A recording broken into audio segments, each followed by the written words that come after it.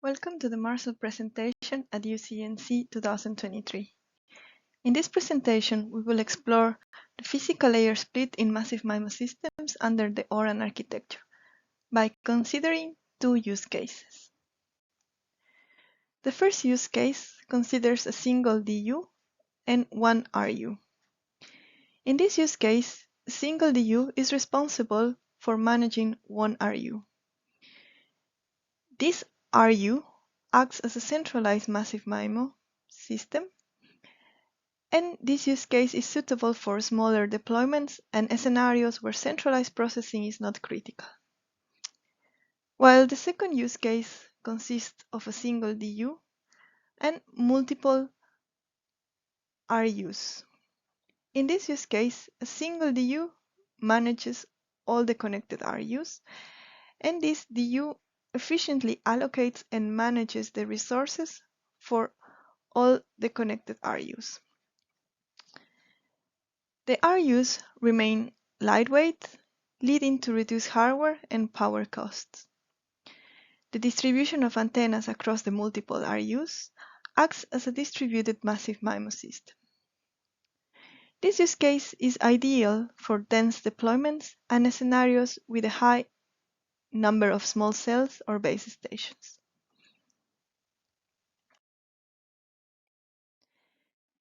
The physical layer split defines how functions are divided between the distributed unit, the DU, and the radio unit or RU.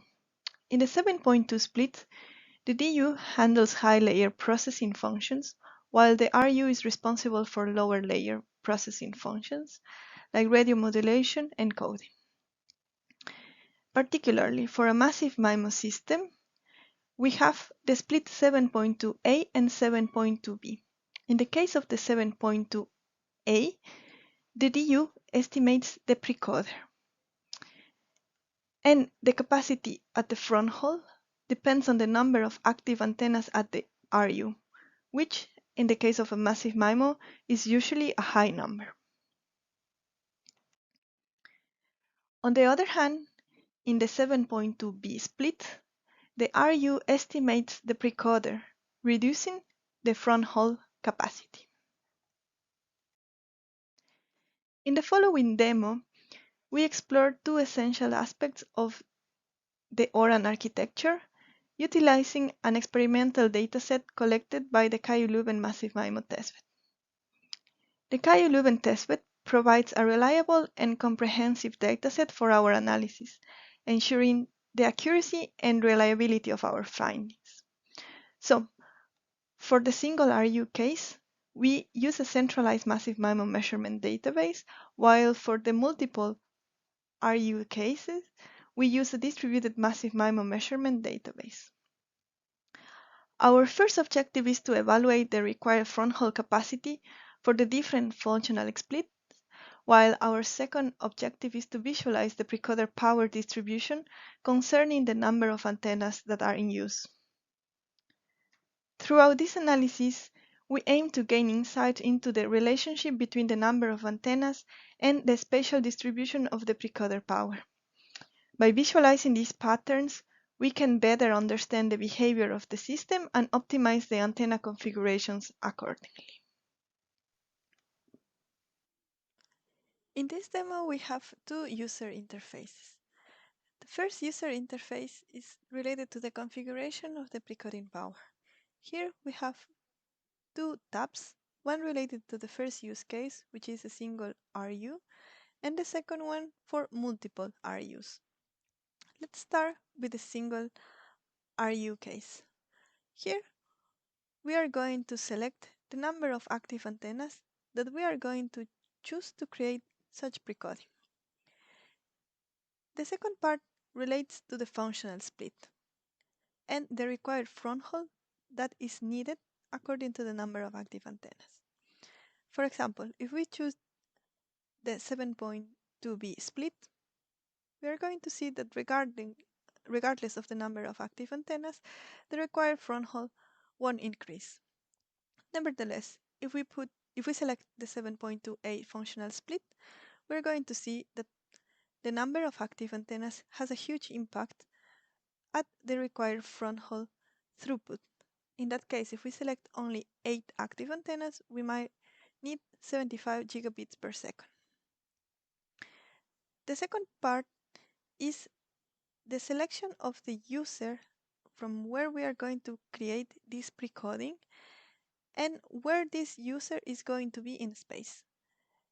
If we consider that the RU with 64 antennas is located at the front of the experimental area, for this case we are going to select the user that is in the back corner.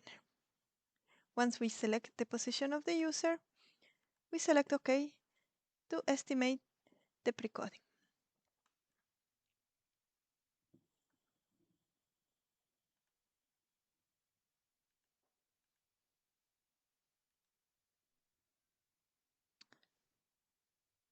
In the second user guide, we are going to see again the precoding power, in this case, how it's going to be represented in space.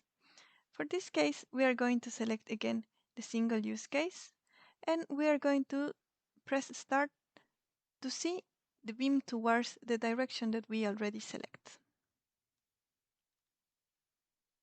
And as you can see, when we have 8 active antennas, we create a beam towards the corner user. Nevertheless, this beam is not very well defined. Let's see what happens if we choose 64 active antennas. In that case, we are going back to the previous guide to select the configuration of active antennas and the position of the user. In this case, we select the 64 antennas. You can see all the 64 are active, and then we select OK. Now we are going to visualize the performance of the 64 antennas in the space representation.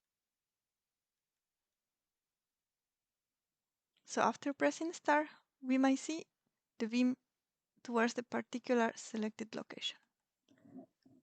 And as it is expected, when we have 64 antennas, we can see a clear beam towards the direction of the user that we selected. In the second use case, we consider multiple RUs that are managed for a single DU. In this case, for our experimental dataset, we distribute the 64 antennas across 8 RUs. These 8 RUs are deployed in the outskirts of the experimental area. Here we can see that depending on the number of active RUs, we will see the active antennas in blue. Let's start considering only 4 active RUs, and we are going to see that depending on the functional split, we require more or less throughput at the fronthaul.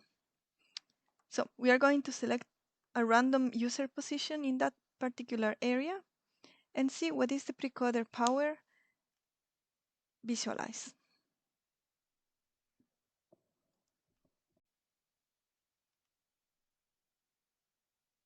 And as you can see, for a distributed case, when the 4 RUs are active, we are going to see smaller beams towards each of the active RUs that coherently combine towards the target user. Now let's see what happens when we have 8 active access points or 64 antennas. In this case, we select again the user position randomly, and we start the analysis. And by pressing start, we can see that when the 8 cooperative RUs coherently combine their signals toward the target user, a more defined precoding power towards that particular position. Interestingly, in comparison with a single RU, we are not going to see a beam, but we might see some waves that are the transmit signal from all the different RUs that combine to the target area. That's it. Thank you very much.